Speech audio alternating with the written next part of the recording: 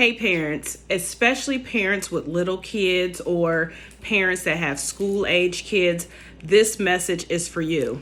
I have been reading this book called Inside Americans Education, and they want our kids to be dumb. This book was written in 1993, so just think from 1993 until 2024, the educational system has changed drastically. But I want to read something to you. In this video, I am going to read a post from a teacher, because you guys know that school just started not too long ago, and the teachers are sending in comments about the kids. They're talking about their classrooms, and this one just really it hurt my heart so much. So I want to read it and share it to you guys. I'm also going to put in some videos of, it says Asian kindergartners, what they're learning in school versus what our kids are learning in school. And I'm going to do more videos like this when I collect some videos just to see how our kids are learning in schools from different cultures. I want to put two and two together because something's not right, and I believe it's by design. But I want to read you a passage from this book, and it says, Johnny doesn't know what thinking is because thinking is often confused with feeling in many public schools. So back a few pages ago, it talked about how the school system started noticing that children were starting to feel instead of think. And that to me is really huge, because thinking and feeling are just two totally different things.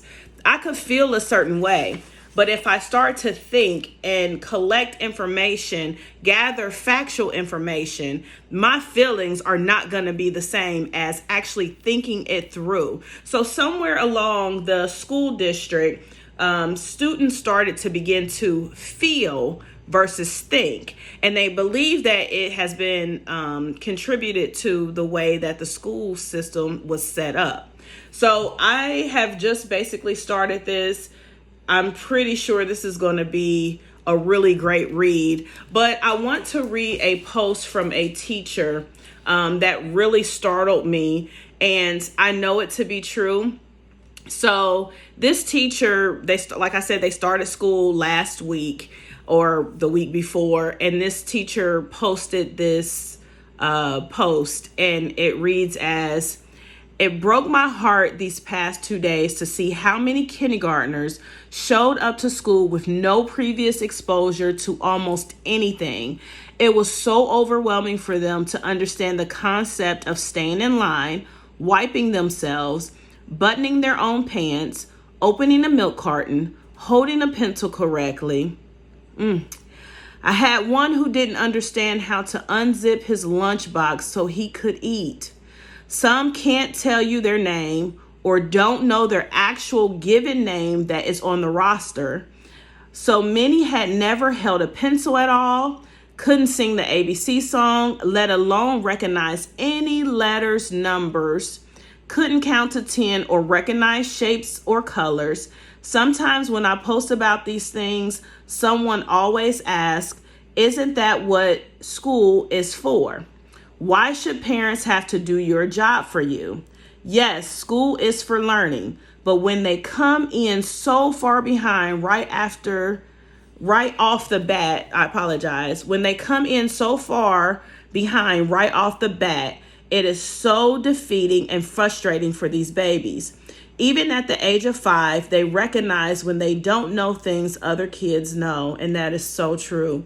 If a child knows who Pennywise the clown is and can recite every word, including the explicit ones, to the latest Cardi B song, but can't recite the alphabet or count to 10 or open a ketchup packet, we got problems.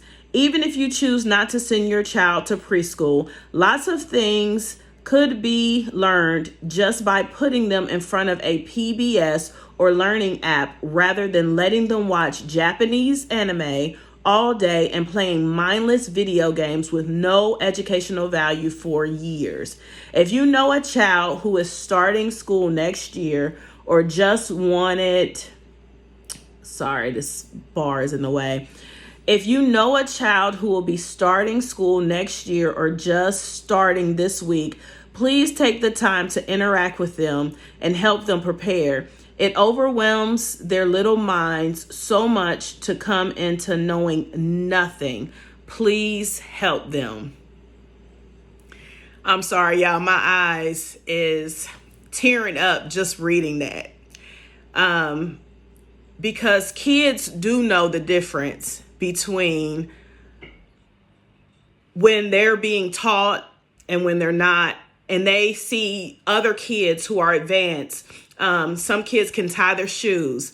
Some kids can recite the alphabet. They're learning mathematics. And then you have some children who are just so far behind. And I believe this is by design. When I look at the music that is being sent out for kids, little kids to listen to, when I see the different programs that are coming out, when I see the curriculums in schools, we are arguing about things that do not even matter. Kindergartners, let them be in the kindergarten. Let preschoolers be preschools. They shouldn't be all this gender stuff and whose bathroom is whose. Like, please stop it. These babies can't read.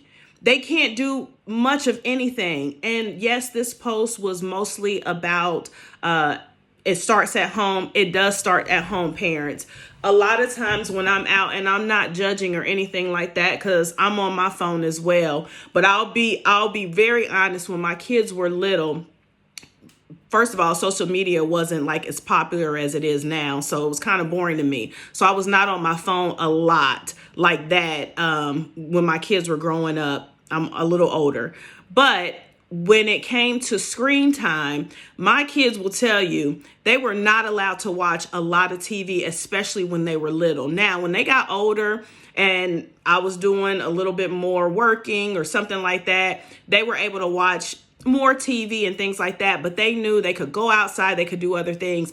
These kids are spending a lot of time in front of the screen and in front of things that they should not be spending time in front of. And just like this person said, if you have to be that kind of parent that needs the kids want to have screen time, put them in front of something that will teach them. Put them in front of something that will give some type of educational value if they have to have these things. So I am going to show you a few clips that I found on Instagram of other cultures and what they're learning in school versus our school. If I have someone on here who's in the school district who knows how parents can stand up to make a change with the school system as far as like how the kids learn.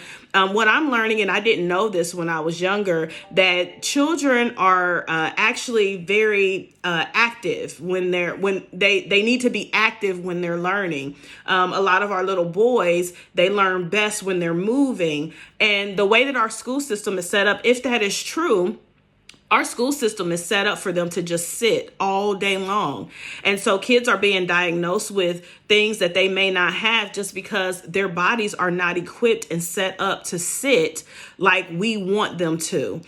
Even as an adult, for me, sitting, I ain't gonna lie, sometimes I'm just a little lazy, so it kind of works for me. But sometimes just sitting in my chair in the office is like, oh my gosh, can I please do something else? Let me go walk around, especially if I'm not out in the field or with clients or something like that. I'm just sitting most of the day. So if that's torture for me as an old person, just think of a younger person, a little person who has all this energy and has all these creative ideas that they're just sitting. Is there some way we can come up with a different school system? Can we learn from other cultures? When you see this video of these Asian kids and how they learn and what they're learning, I don't even know half this stuff. They're sewing, they're building things. It's amazing. So if we can all get together, if someone knows a way that we can start restructuring these school systems so that our kids can win,